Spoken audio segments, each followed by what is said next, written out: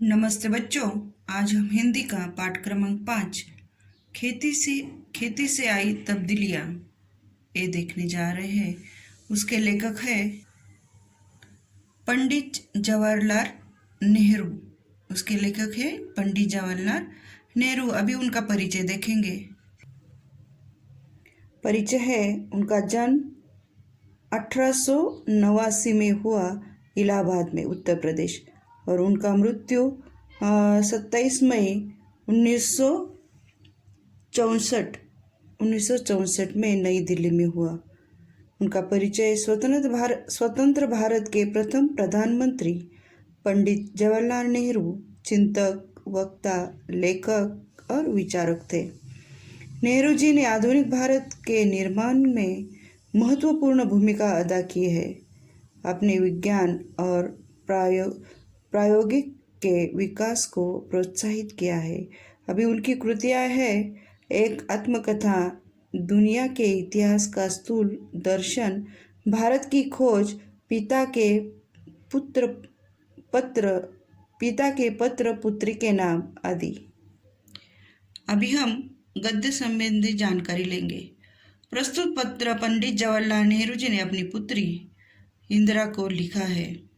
इस पत्र में आदिम अवस्था से आगे बढ़कर खेती के माध्यम से हुए मानवीय सभ्यता के क्रमिक विकास को बताया गया है।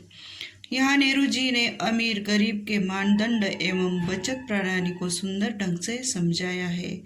चलो तो देखते हैं इस पत्र में क्या लिखा है। पंडित जी लिखते हैं, प्रिय बेटी इंदिरा, अपने पिछले खत में मैंने कामों के अलग अलग किए जाने का कुछ हल बतलाया था। बिल्कुल शुरू में जब आदमी सिर्फ शिकार पर गुजर बसर करता था, अब इधर गुजर बसर यानी जीविका, काम बटे हुए न थे। हर एक आदमी शिकार करता था और मुश्किल से खाने भर को पाता था। सबसे पहले मर्दों और औरतों के बीच में काम बांटना शुरू हुआ होगा। मर्द शिकार करता होगा और औरत घर में रहकर बच्चों और पालतू जानवरों की निगरानी करती होगी। अभी यहाँ पंडित जवाहरलाल नेहरू जी अपनी बेटी इंदिरा को खत में लिखते हैं कि पहले के ज़माने में कैसा था। आदमी क्या करता था, सिर्फ शिकार करता था, उसके ऊपर ही अपनी जीविका चलाता था। उसके बाद उन्होंने काम का बंटवारा करना शुरू किया होगा। अभी जो मुश्किल काम है शिकार करना, वो आदमी लोग करते होंगे, और घर में घर के बच्चों और पालतू जानवरों का और घर का काम किसके ऊपर आया, औरतों के ऊपर आया होगा। इस तरह उन्होंने काम का बंटवारा किया होगा। जब आदमियों ने खेती करना सीखा तो बहुत सी नई नई बातें निकली। पहली बात यह हुई कि काम कई हिस्सों में बांट गए। कुछ लोग शिकार खेलते और कुछ खेती करते और हल चलाते। जो जो दिन गुजरते गए, आदमियों ने नए नए पेशे और सीखे और उनमें पक्के हो गए। हमने हिस्ट्री में पढ़ा है कि किस तरह आदमी पहले अकेला जंगल में घूमता था, किस तरह वो शिकार करने लगा, खाने की चीज़ें इकट्ठा करने लगा, रहने का इंतज़ाम किया, कपड़े पहनने का इंतज़ाम किया। ऐसे छोटे छोटे जो चीज़ें हैं वो सीखता गया।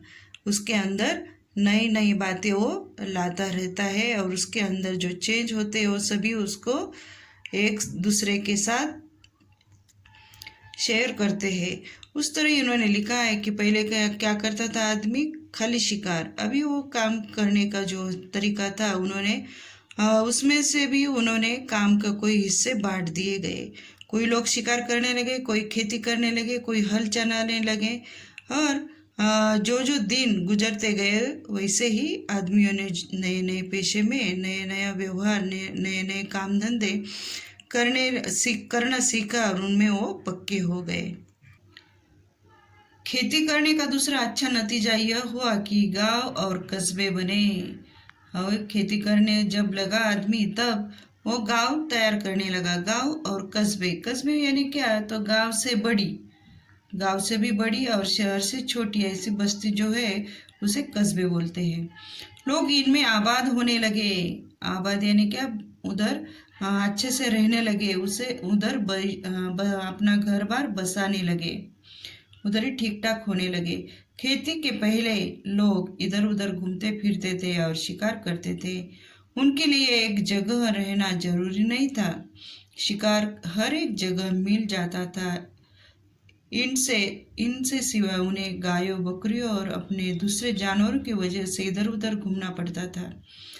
इन जानवरों के चराने के लिए चरागारों की जरूरत थी। अब ये जो चरागार यानी क्या, तो जानवरों को चरने की जो जगह रहती है उसे बोलते हैं चरागार।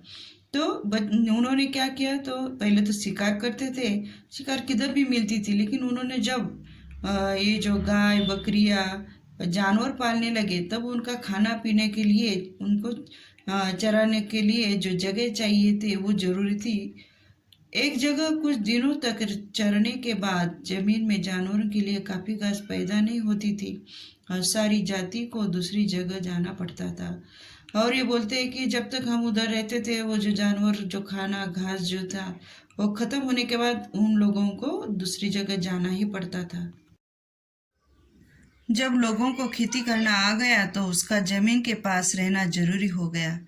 जमीन को जोत बोतर बोकर के छोड़ नहीं सकते थे। उन्हें साल भर तक लगातार खेती का काम लगा ही रहता था और इस तरह गांव और शहर बन गए।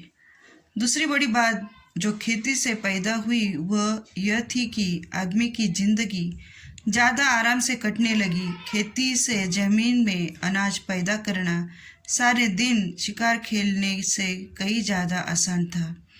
इसके सिवा जमीन में अनाज भी इतना पैदा होता था कि जितना वे एकदम खा नहीं सकते थे, इससे वे सुरक्षित रहते थे।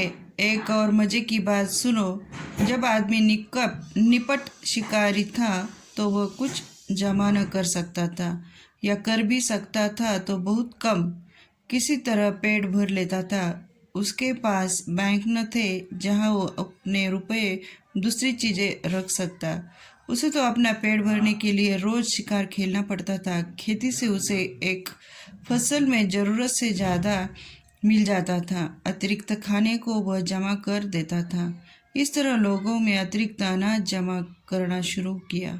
लोगों के पास अतिरिक्त अनाज इसलिए हो जाता था कि वह उससे कुछ ज़्यादा मेहनत करते थे जितना सिर्फ पेट भरने के लिए ज़रूरी था। अभी यहाँ उन्होंने बताया गया है कि जब आदमी शिकार करता था तो वो कुछ ऐसे जमा करके रख नहीं सकता था, खाली खाने का, पीने का और छोड़ देने का। लेकिन जब वो खेती करने लगा तब वो अतिरिक्त धान सुरक्षित रख सकता था और उसका पैसा करके बैंक में भी रख सकता है और दूसरी चीज़ें भी खरीद सकता है। लेकिन तब जब वो शिकार करता था उसके हाथ में कुछ भी नहीं था, सब कुछ मेहनत व्यर्थ जाती थी। इसलिए इसके आगे का वीडियो हम कल देखेंगे।